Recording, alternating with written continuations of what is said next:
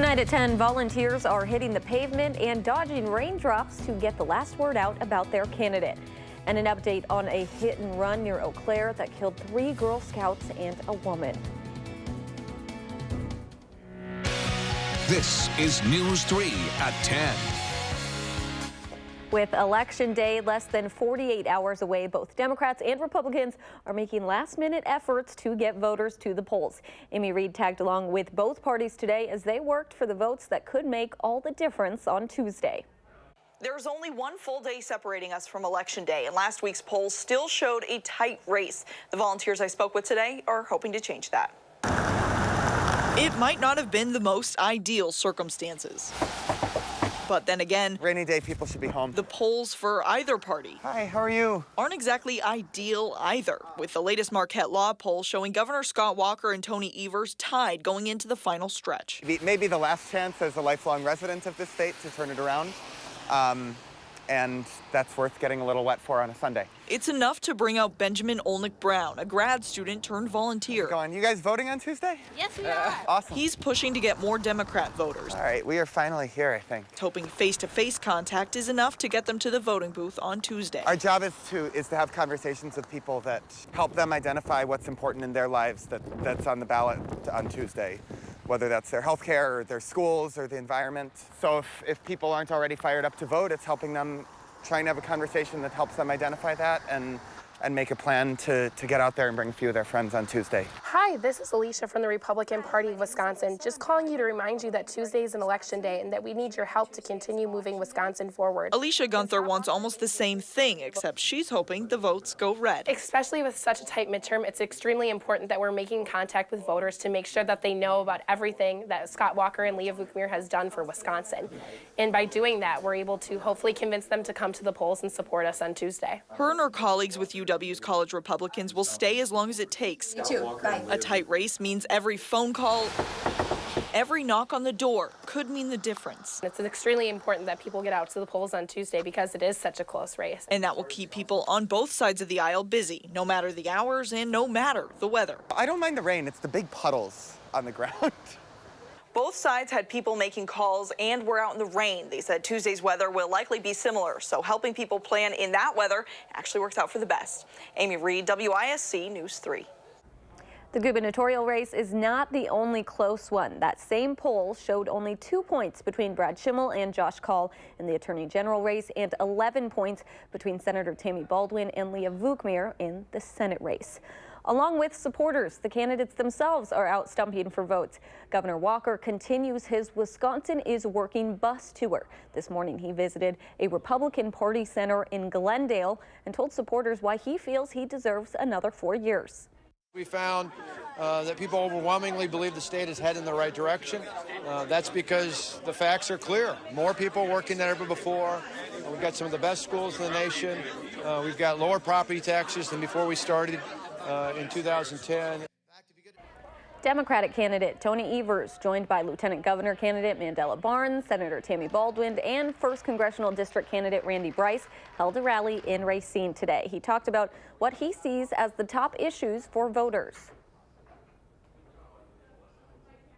It's either education or health care, one of the two. I mean, clearly people are concerned about their health care and want to make sure that they have accessible and affordable health care, but they're also concerned about their kids and their grandkids. If you need help getting to the polls on Tuesday, there are a few ways you can get there without a car. Uber will offer $10 off rides to the polls, which could mean your ride is free. Lyft is also offering something similar. Fitchburg Family Pharmacy is offering free rides to people on Election Day. You don't have to be a patient or a customer to get that free ride. Their number on your screen there is 608-274-3784. And Union Cab and Common Cause of Wisconsin are also offering free rides. For more information on what you need to know before you head to the polls, you can go to channel3000.com and find the News 3 voter guide at the top of our homepage.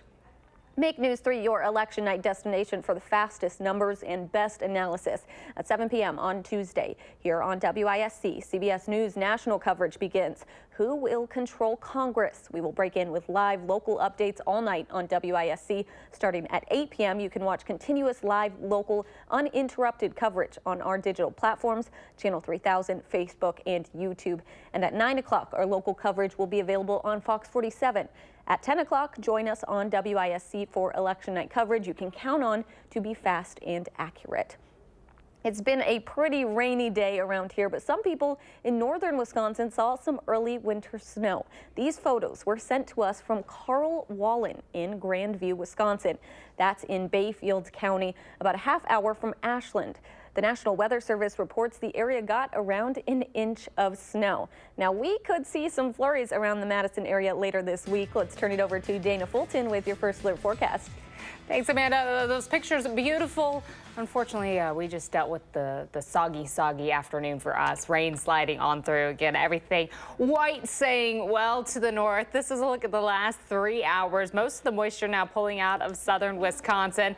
But we did pick up a little bit of rainfall today. Thankfully, it wasn't snow, just about an inch for some areas. Had that been snow, we'd be talking about quite a bit for us right now. Temperatures, though, a little too warm for that. 47 in Madison, 46 in Janesville, and about 45 in Lone Rock currently. We'll fall just a few more degrees over the next few hours, but compared to this time yesterday, it's actually just a little warmer out. About a 10-degree jump in the last 24 hours in Madison, 7 for Monroe. It has been a breezy afternoon. Wind gusts today over 30 miles per hour for many areas. Right now, our sustained wind speeds at about 15 miles per hour in Madison and Monroe, 10 for Janesville and Mineral Point, coming from the west-southwest there. So do keep that in mind as you're heading on out. If you're stepping out at all for the evening, it is going to be a little breezy. Tomorrow, temperatures almost identical to today.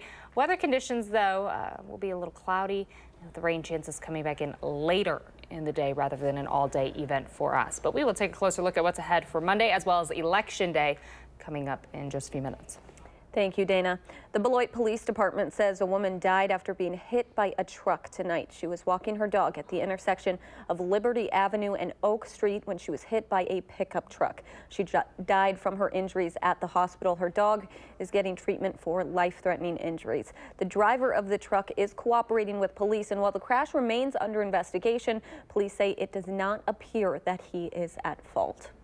An update now on a story we brought you last night. The man accused of a hit and run that killed 3 Girl Scouts and another woman is expected to be charged with 4 counts of homicide. 4 girls and a woman were picking up trash in a ditch in Lake Hallie yesterday, just south of Chippewa Falls. 21-year-old Colton Troop allegedly went off the road and hit the group. 1 girl survived and is still in critical condition tonight. The girls were 4th graders at a local elementary school.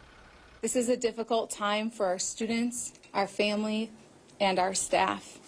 We'll provide ongoing support as long as it is needed. Police say True sped off, leaving the scene, but later turned himself in.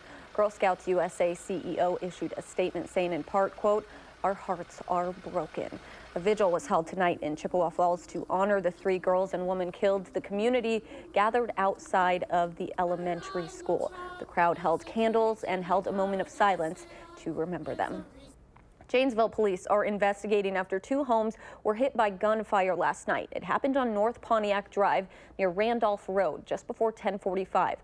A caller reported multiple gunshots and said their home had been hit. No one was injured, but police do not have anyone in custody. They're encouraging anyone with information to call them or the Janesville Area Crime Stoppers. 7 Wisconsin counties, including Greene, are looking for more state funding to address the rising number of child protection cases. They've passed resolutions seeking $30 million more in state funding under the 2019-2021 budget. State figures show the number of children living in out-of-home care has shot up 26% since 2012, and the number of children removed from the home because of drug abuse has more than doubled from 2011 to 2016. The fate of a Wisconsin convict known as the Halloween Killer is up in the air. Gerald Turner was convicted for the 1973 rape and murder of a 9-year-old girl who was trick-or-treating in Fond du Lac. However, the DOJ filed a petition to commit Turner to a mental health facility when his mandatory release date came up in February. The state appeals court is still deciding whether to hold the court proceedings to hear arguments about that petition. Coming up, a whole lot of cuteness. Hundreds of dogs on their best behavior, of course, filled the Alliant Energy Center today. They all deserve a treat and a good belly rub. After the break, we'll take a look at the message Dog Fest hopes to spread.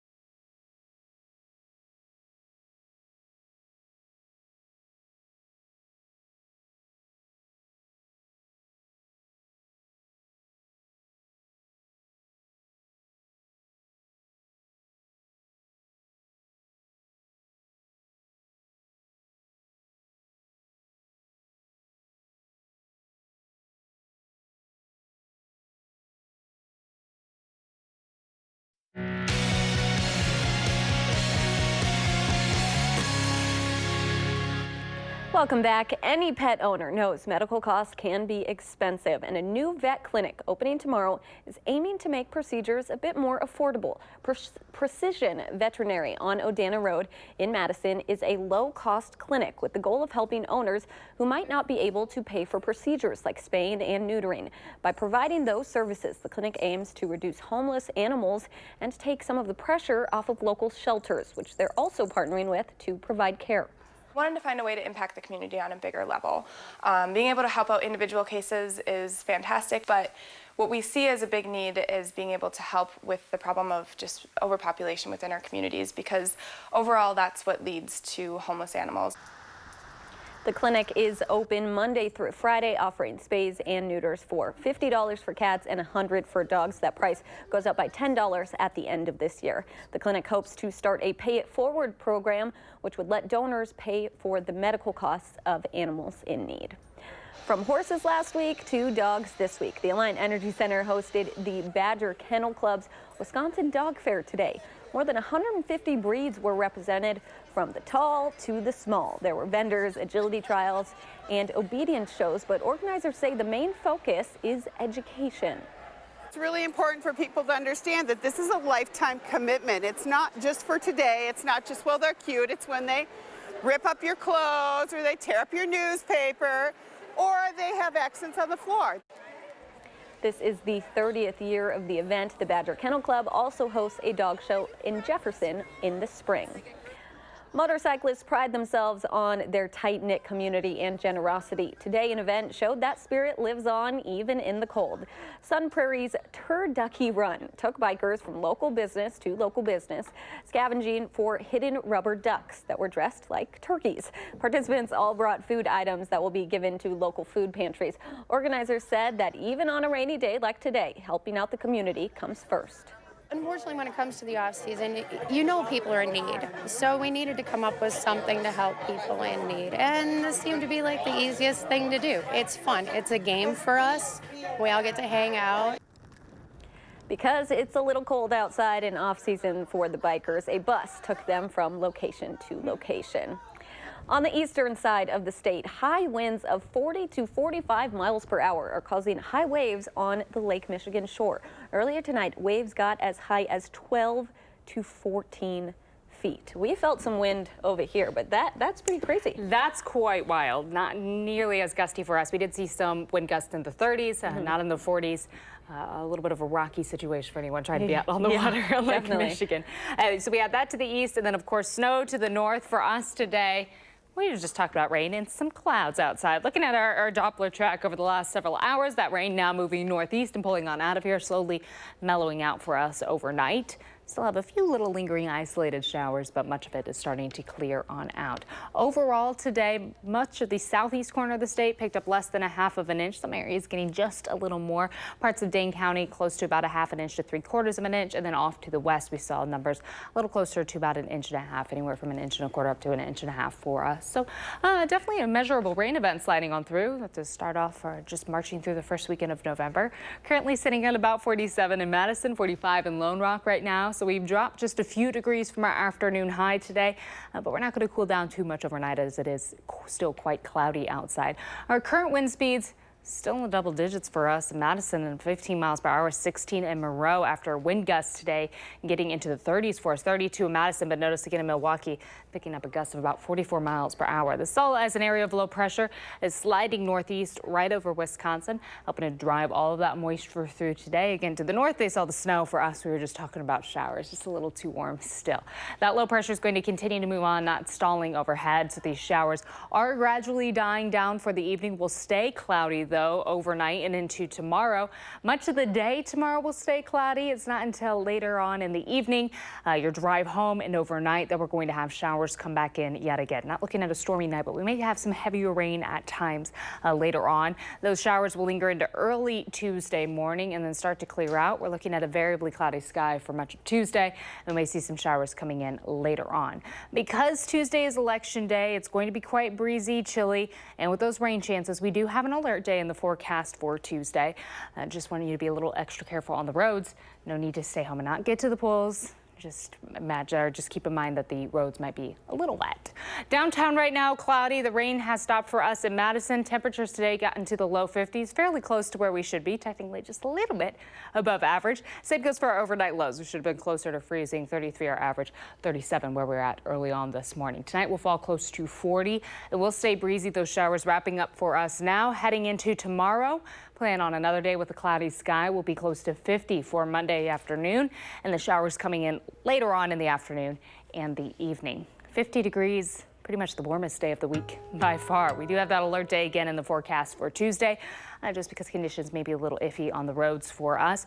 Overnight lows will stay a little warmer heading into Tuesday. We drop on Wednesday, and then we will drop quite a bit heading towards the end of the week and into the weekend. A blast of cold air moving on in.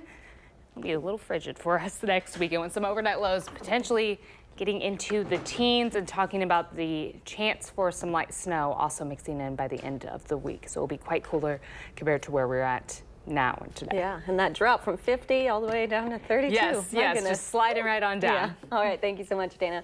Former Badger Melvin Gordon lighting up the field on Sundays. Highlights coming up next in sports.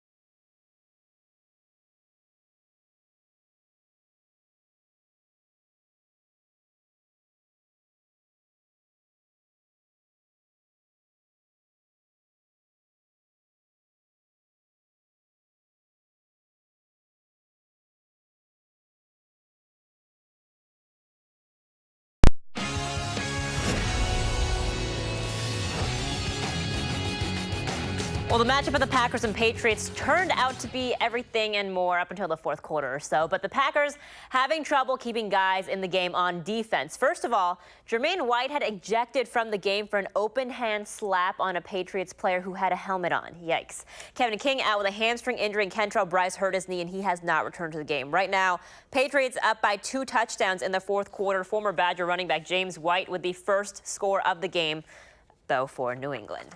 Other NFC North action today, Lions at Vikings second quarter here. Check this guy out and those wheels. Dalvin Cook picking up 70 yards, diving there just short of the end zone. Leading to this, though, Kirk Cousins, a short 2-yarder to Adam Thielen, 14-6 Vikings. Fourth quarter action now, Lions ball. Matthew Stafford scrambles a bit, decides last minute to pitch to Kerryon Johnson. Oh, just kidding. Danielle Hunter, though, he picks it up, the 32-yard scoop and score. Vikings beat the Lions 24-19. Bears at Bills, and pretty much everything went wrong for that guy and Buffalo today. Nathan Peterman right there. Second quarter, Bears up 14-0. Peterman. Leonard Floyd's like, nope, 19-yard pick six, 21-zip Bears. Fast forward to the fourth quarter now. Mitchell Trubisky to Trey Burton for the short touchdown. Bears with the beatdown on the Bills, 41-9 the final score. Peterman throwing 3 picks and 1 touchdown. Former Badgers running back Melvin Gordon continuing to be successful on Sundays today, helping the Chargers beat the Seahawks, scoring 1 touchdown, leading the team with 113 yards on 16 carries. Some college soccer action here. Some very dedicated and extremely talented Badger soccer fans cheering on Wisconsin in the Big Ten quarterfinals against Rutgers. Scarlet Knights up 2-0 in the first half. Rutgers can't clear it. Noah Leibold with the goal there, 2-1, the deficit now. Under 2 minutes to go in the half. Badgers take a corner here. And check out Patrick Yim on the very left side of your screen there. What a comeback for Wisconsin. They win 6-3 the final. The Badgers will face Penn State in the semifinals on Friday in Indiana. To the hardwood now. The women's basketball team in an exhibition game against UW-Oshkosh this afternoon at the Kohl Center. First quarter here, Diamond Bragg down the court, passes Nia Beverly on the outside. She knocks down a 3. Wisconsin starts off with a 12-0 run. Second quarter now, Beverly playing some defense to the steal and score. Badgers up by 18. Clock winding down before the half. Alex Luring, she will hit one from downtown. She put up 11 points. Badgers beat the Titans at 79-51. Well, the Bucks were off to a 7-1 start this season. Coming into today, only loss was to the Celtics last week. They're undefeated at home and a very fun team to watch so far this season. Team hosting the Kings at Fiserv this afternoon.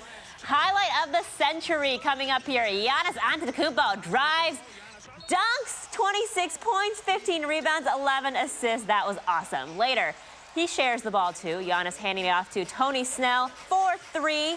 The Bucks scoring a franchise record 144 points. They win by 35. They improved to 8-1. The last time they were 6-0 at home, 2007. Finally tonight, in the TV business, we call these fun stories to end the show a kicker. Well, this kicker making the kicker segment. This at yesterday's Nebraska-Ohio State game. Our floor crew is dying right now. I'm laughing too. Caleb Lightbourne, poor guy. Oh, whiffs on what was potentially a trick play. But unfortunately, the ball actually goes 3 yards the other way, so backwards, giving Ohio State great field position. And we know how this story ends. We'll be right back. Check out my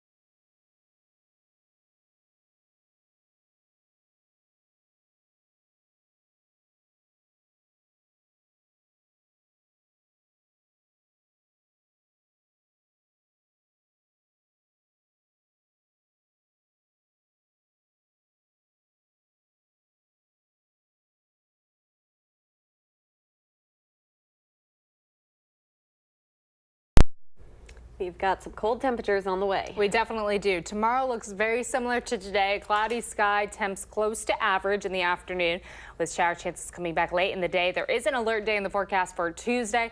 Not expecting any severe weather, just the chance for showers throughout the morning, and it is going to be a little breezy outside. Nothing to keep you away from the polls, just keep it in mind. All right. Thank you so much, and thanks for joining us. Have a great night.